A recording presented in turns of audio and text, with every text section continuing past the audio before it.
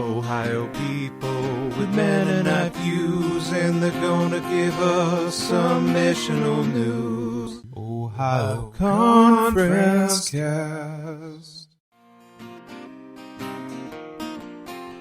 You are listening to Ohio Conference Cast, a podcast dedicated to sharing missional stories and other information about Ohio Mennonite Conference. Hello, everyone, and welcome back to Ohio Conference Cast. This is Thomas, and we have a couple of special guests with us. One is the guest that we are interviewing. So I'll let you introduce yourself. Thanks, Thomas. My name is Susan Schultz Huxman. I am president of Eastern Mennonite University, and I've served there for a little over 2.5 years. It's great to be up in the Wayne County, Holmes County area. Good. Glad to have you. Our tried and true co-host is still sabbaticaling, so we have two substitutes with us this afternoon, and why don't you guys introduce yourselves? I don't know if we can fill in for Bill or not, but we'll try. I'm Doug Zehr. I'm lead pastor at the Oak Grove Mennonite Church at Smithville. And I'm Miriam Zehr, and I'm the associate pastor at Oak Grove in Smithville. President Huxman, why don't you start off and tell us a little bit about yourself, and maybe even before that, tell us a little bit about what brings you up here. We're wondering what got you to Oak Grove this weekend. Well, thanks again for the invitation to share. In some sense, as I said, I've only been here 2.5 years.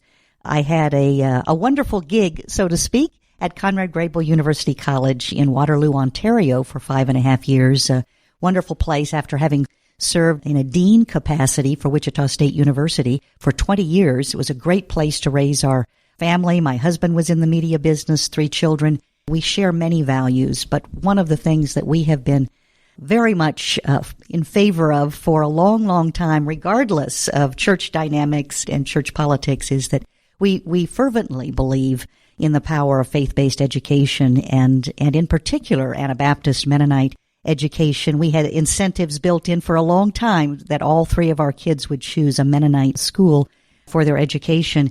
Part of the reason that I am here is not that I was dissatisfied with Conrad Grebel. They had some term limits up there that made me think, well, maybe if another Mennonite college came calling, I might want to take a look. I feel enormously blessed and humbled and honored to serve Eastern Mennonite University. And I recognize and very much support the fact it has Anabaptist values to the core. And so I see it as part of my role as president to either when I have invitations or I see where some of our students are coming from, to reach out and say, might I be able to resource your fellowship period or your worship period? I did that with great regularity in the 5.5 years I was at Conrad Grebel. And I see it as a real treat and a real journey because I learn. Wherever I go, I learn from those in the pew, and I get a chance to, again, promote why Mennonite schools matter. So to follow up on that, I was just wondering, what are your selling points for a faith-based and especially a Mennonite institution? Like if you came to our youth group and would say, I really think you should consider a Mennonite college or university, how would you sell them? That's a great point, and I do like to speak passionately about that. For starters, we are small, and the 12-to-1 faculty to student ratio is very, very important, and it allows us to teach into our values of community building and peace and service and Christian discipleship. It's hard to live into those values if you have a class of 500. I'm not saying that community can't happen, but the smallness is important, and the kind of faculty who come to teach at our Mennonite schools, EMU included, are all about teaching undergraduates right from the beginning. You don't wait until you're a senior. If you go to a big school, if you go to a state school, you might get a full professor your junior year, but probably not till your senior year. And these faculty want to come and work with 17 and 18-year-olds, not just on their academic journey, but also in terms of their relational and spiritual journey. And we have young people who are doing internships. They are publishing with our faculty. So when you think about the value intellectually, the value in gaining a community of friends, and that includes faculty for a lifetime, and the value in growing in your walk with Jesus, that's a pretty cool thing. So I just think, again, the size, the kind of faculty that we recruit, what our mission is to prepare students to serve and lead in a global context, and to do that in the spirit of Scriptures is really powerful. And our alumni tell us that. So it's partly me as president saying that, but our alumni report really strong satisfaction, especially of late, strong satisfaction in what they learned, the takeaways both in the classroom and outside the classroom. Well, this weekend we invited Dr. Huxman to come to Oak Grove, and we're glad Susan's here with us. Every September we celebrate Christian Formation Sunday, and usually our church's tradition is to invite either a president from one of the church colleges or someone of that stature, nature, to join us in worship. Oak Grove has been a long supporter of church schools. Not only do we do things like inviting representatives from there, scholarships for our kids that choose colleges of the church. This is important and valuable. We're discovering that a lot of our young people are not choosing to go to the church colleges. And we support our young people. Every MYF or youth group member gets an opportunity to go to convention 2 times during their high school career. So they get exposed to the colleges at convention. Of course, we support them in other ways as well with information. So the concern is that they feel like there's a drifting away, that the colleges aren't supporting them in the way that they would like to be supported, and they're choosing other options, and that's a concern for us. Well, Doug, I thank you and Miriam for supporting our prospective students, whether they go to EMU or Goshen or Heston or Bethel or other schools. I think that's great, and sending them to conference is wonderful. I was in Kansas City this summer, and just it's good to go for many reasons, but it's good to go to see the spirit of the youth, and they lead programs for us, and they're our future. And so, paying attention to why they're not wanting to choose Mennonite colleges or private colleges, I think is important. And it's one of the reasons that I'm here, and I thank you for the invitation to be at Oak Grove tomorrow. And it's one of the reasons 2 years ago I came and brought the message at Berlin, and last year at Zion Church in Archibald, because we want our students from our Mennonite churches to consider very strongly EMU. And if there are concerns or there is a feeling that there's a challenge, we want to hear those. Some of the challenges, Doug, that we have heard relates to price point. Right. That right away there is, well, this is what it's going to cost me to go to a community college. This is what it'll cost me to go to a state college. And now here is EMU's price. And we get that. I mean, it's a wonderful kind of concern to have, because we want to make EMU affordable, and we are very much committed. This is a social mobility and an equity issue. We want to make our universities affordable. So we have all kinds of scholarships. We always say, just, don't give up on us, especially if you're looking to graduate in 4 years. We really do think in many, many respects we can offer the same rate as your flagship state school for tuition, because we're going to graduate you in 4 years. That state school is going to take you 6 years.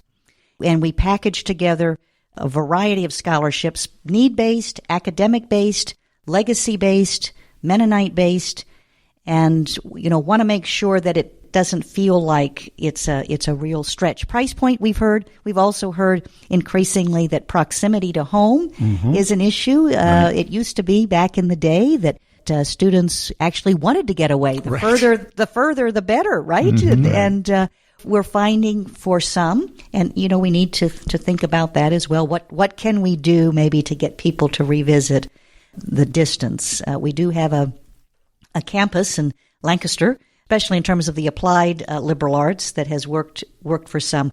But it is just 6 hours, I like to say, and it's a comfortable 6 hours. And if you can find others from Highland or Central Christian or wherever who are coming at the same time, that can help too. Those are the two primary ones that we hear, price point and proximity, because we have over 50 majors And we can, with rare exception, can meet people where they are in terms of academic rigor and the prestige of the program and outcomes for placement and possibilities. We do a pretty good job. In preparation for this interview, we had a pastor peer gathering this past week, and so we asked the pastors, what questions would you like to ask President Huxman on this interview? So I got a couple here, and the first one is, and if you're from Ohio Conference, you can guess who this question came from. Okay. But in what ways is EMU partnering with the Hispanic community to make a college education more accessible for them? That's a great question.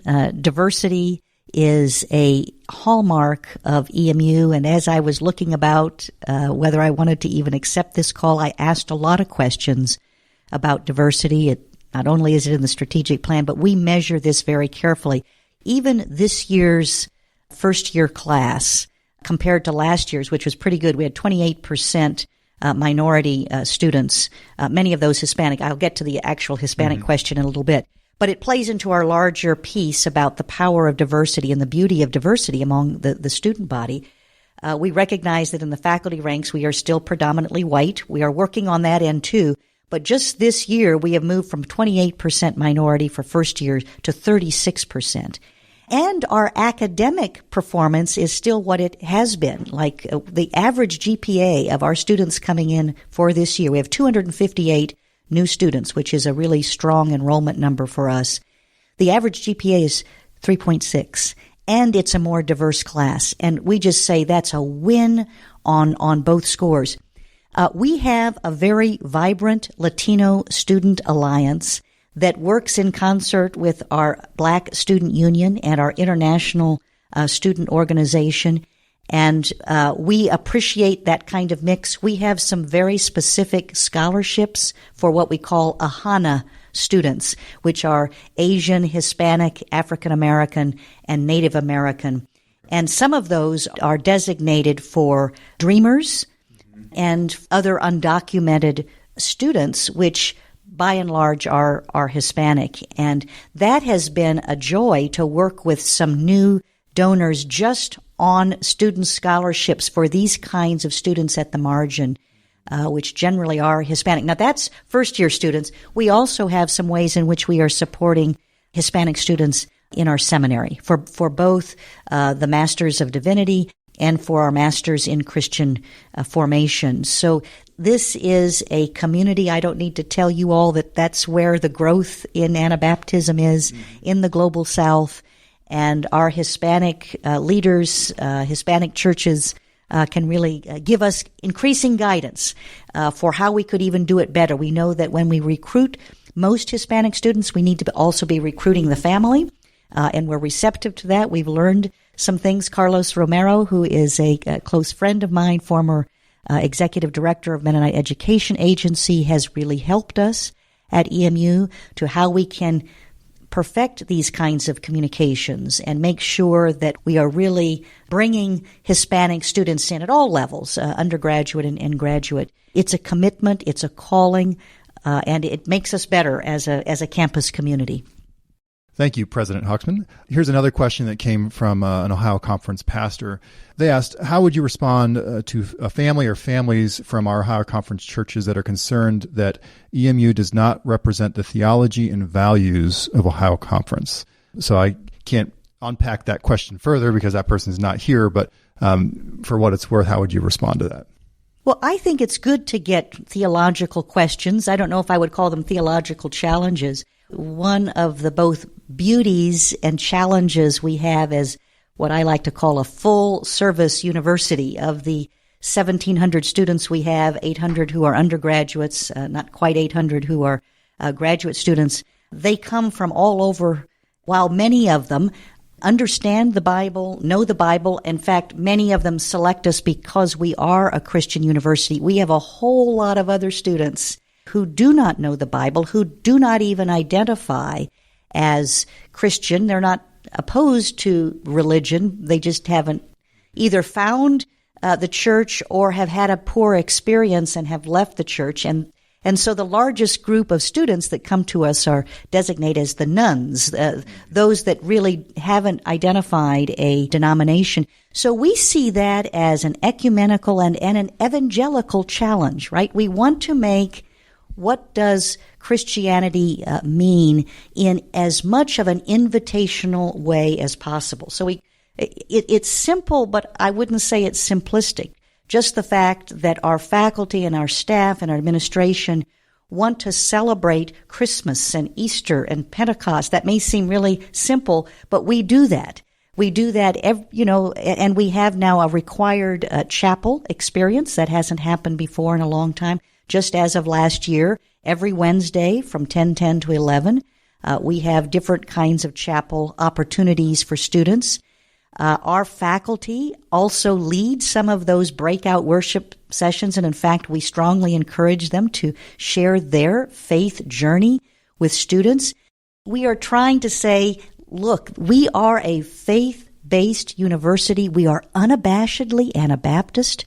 We will talk about what does it mean to follow Jesus, why going on a service project in the spring, as opposed to going on a regular spring break trip, is one of the best ways to show Christ's love. And so we work, again, this is very simple, but we think very profound. We work on, as we say, both axes of the cross, that we work with people. We meet students where they are first. We meet them where they are, and we work on ways in which to make it understandable and exciting, to establish the personal connection, the personal salvation piece, and then the relational piece in terms of how do we help our neighbor. I think most of our students don't even know what that word theology means, and we try to think about what does it mean to be a follower of Jesus in the context of learning and serving and building community. And again, that seems maybe simple. What we have students tell us, whether they came in with much of a faith calling or not, when they leave, whether they leave as Anabaptists or Mennonites, they leave with a profound understanding and appreciation of who we are as Anabaptists. What our research tells us is if students go to a Christian university, they're much more likely to stay in the church. I recognize Christian universities. There's a real swath of differences. I don't typically use labels of conservative, liberal. Maybe I would use the label of traditional Christian universities and post-traditional Christian universities. I think we would all speak to the importance of the triune God and that we need to be engaged in the Bible. I also get to bring the convocation message at least twice a semester and introduce the Bible through characters that they can relate to. I do know that when pastors have questions about where we are theologically, I think that the best answer is to continue to engage. What is the question or the concern or the confusion? Partnerships are important to us at a lot of levels, and if we want to partner with the church, we need to partner with our pastors. And partnering means listening. And let me push that out just a little bit further. Then you use the word how to name the different traditions or whatever, and so Ohio Conference would tend to be probably much more traditional. There would be concerns on that end of the spectrum in terms of what direction not only the denomination is going, but the denomination schools. And oftentimes, I think, if you listen to pastors, you hear us saying that we see the schools ahead of the denomination and drifting from the denomination. Maybe drifting isn't the right word, but leading the denomination and maybe away from the traditional position that we hold dear. For instance, probably predating your time at Eastern Mennonite, Eastern Mennonite dropped out of the Evangelical Association of Colleges, and that was a deep concern to many of the churches in this area. And so that kind of pushes that, where that question comes from, I think, out a little bit further. So, yeah, I think it's so valuable to have colleagues in the Christian college Consortium, the CCCU, I think is what it was called. And I will tell you, I lament not having regular conversations, formal regular conversations. I do know several of them, and we'll call them up for all kinds of advice. And I see them, many of them, each year at the Council of Independent Colleges, which is highly populated with faith-based presidents. Yes, not having that place at the table, it puts us, it puts us in a challenging situation. So finding alternate ways in which we can listen and understand and partner and pray with those who we used to do so regularly with, I would welcome that in a very real sense. I do know that one of the reasons why listening is important to those who hold to more traditional understandings of a Christian university maybe being more like a Bible college, is that when, for instance, we really push our students to understand peace building, let's say, or to go on cross-cultural trips where they can learn to understand the conflict, let's say, between Israelis and Palestinian, we want to make sure that it doesn't get so far afield that it becomes a kind of political advocacy just for the sake of political advocacy. That why would we want to understand the Palestinian-Israeli question? And that has to come back to some fundamental principles of what it means to be a Christian and what it means to name Jesus as Lord. So I hear that, and it's a important kind of concern that we don't want to get too far ahead of ourselves in just the advocacy piece. We just want to do something for a political bent. And Mennonites have a long history with that, particularly in times of war. Back when the draft was very real, there were political objectors to the war, and then there were religious objectors, and they were very different kinds of objectors to the war. And so religious objectors, again, were trying to keep these two things together of witnessing on behalf of their Christian beliefs, but that also meant taking a particular political stance. But it was, again, anchored in the Scriptures. And so I think these are important kinds of observations that pastors can share with us if they sense this happening or they get wind of something. I always like to say, well, tell me where you're coming from. I think the other piece of, or another piece of this question, you touched on this in terms of studying the Bible and that the liberal arts college is not a Bible college, but the Bible department is a significant part of Eastern Mennonite. And I think one of the questions, as I listened to pastors the other day as well, or as other pastors and this kind of question, is we have a shortage of church leaders coming out of the seminary. And it seems to me that while the Bible department of the college is not a direct link to the seminary, for some it is, and for some people they see that as being the link and maybe being the reason why there are fewer persons going to the seminary. And the seminary and the college are kind of connected at Eastern Mennonite. So there's a place where this concern kind of is pointed. Why is there fewer students going that track and going to the seminary then? Yeah, that's a national trend too. Whether it's Mennonite pastors or Methodist pastors, we train a lot of Methodist pastors as well in our seminary. We have a wonderful articulation agreement with the Methodist Church in the Commonwealth. One of the economic realities that our students see is that there is not the same kind of calling for a full-time ministry position in most of our, or many of our Anabaptist churches. And so the bivocational pastor is a very real phenomena.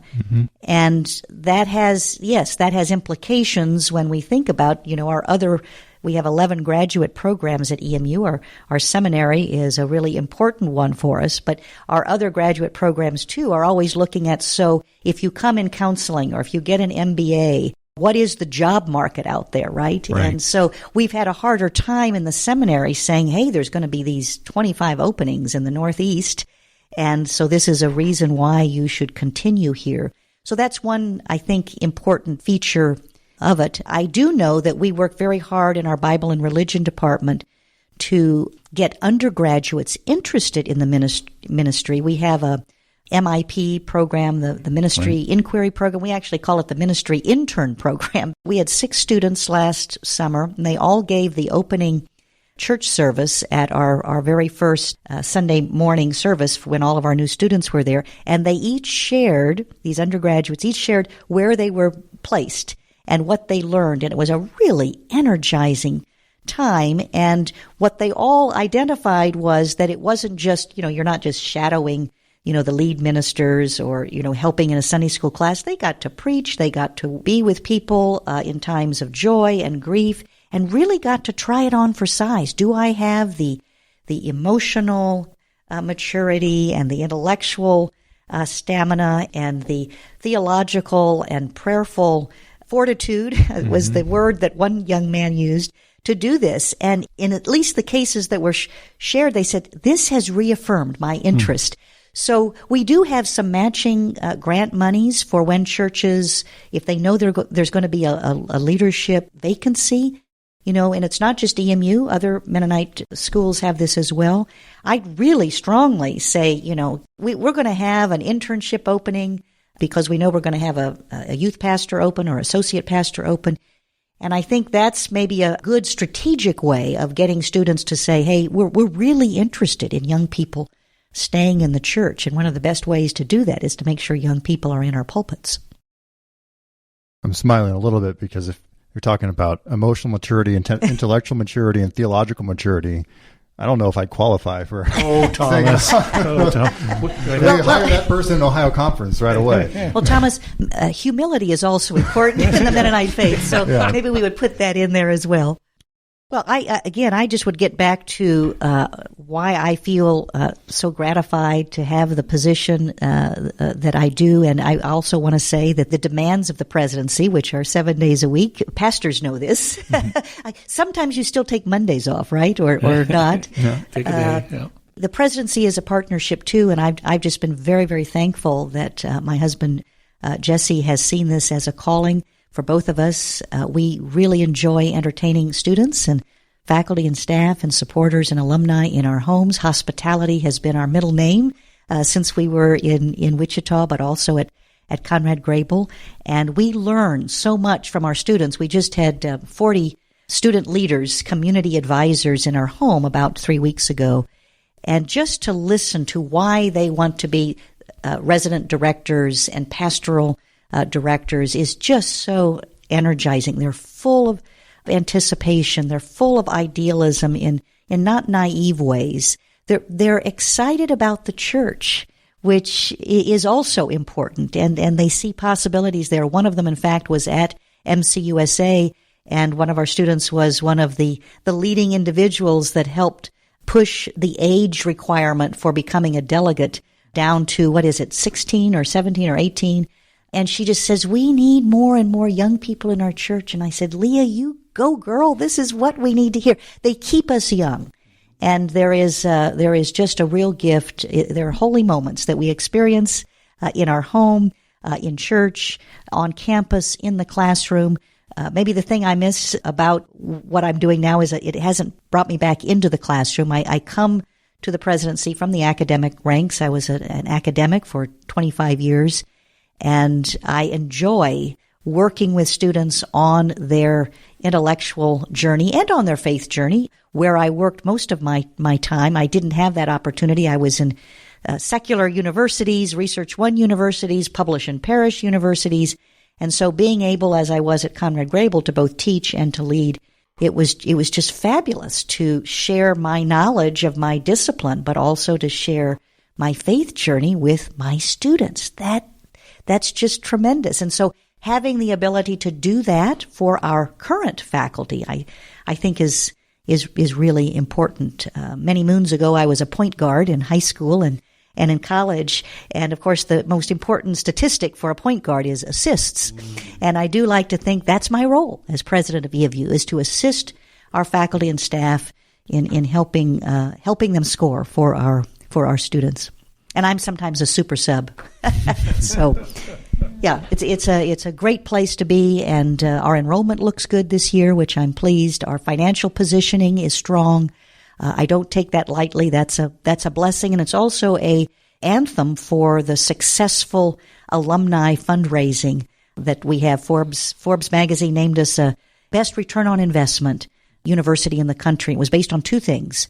Did your university prepare you for the workplace and for life? What's your satisfaction level with that? And the second is, do you give back to your university with some regularity in terms of philanthropic support? And we rated very high in both of those. And so I think that speaks volumes to those who have experienced an EMU education and say, that was really formative in my time. And of course, many of our students meet their future spouse there or friendship groups for a long, long time. So your last comment probably answered this one, but I was just going to ask you, what do graduates of EMU state as one of the greatest gifts of an EMU education? And I know you alluded to the preparation for their job and for life. I didn't know if there's anything else that comes to the fore when you talk to alumni and say, they say what? Yep. Thank you for that question, Miriam. We've been in some really strong branding research this last 18 months. And what we found again and again was that it was not just the academic rigor, and it was not just that they got a job really, really quickly right outside of school, but it was the supportive faculty and close-knit community. And most of them will speak incredibly strongly about their cross-cultural experience. We're one of a few schools in the entire country that for 40 years now have required students go and learn, get immersed in another culture. It doesn't have to be overseas. It doesn't have to be in the Middle East or South America or Africa or Europe. It can be Washington, D.C., can be Atlanta, Georgia, can be in Biloxi, Mississippi. But they talk about that as so formative because they're with their peers and they're with faculty. They're learning to understand a discipline. They're learning to serve. And many of them mention that as their most important faith formation piece as well. Well, President Huxman, thank you for taking the time to sit down with us. Thank you, Miriam and Doug, for co-hosting, and for Norm for taking care of us and making sure we all sound good. Thank you, everyone, and this is Ohio Conference Cast signing off. Ohio people with Mennonite views, and they're gonna give us some missional news. Ohio Conference Cast. Thank you for listening to another edition of Ohio Conference Cast. We would love to hear from you. Our email is ohioconferencecast@gmail.com. Ohio Conference Cast is brought to you by the Ohio Conference Leadership Team, along with Norm Sohar, sound engineer, Megan Sohar, voiceover, Ann Lehman, publisher, and our many guests and listeners.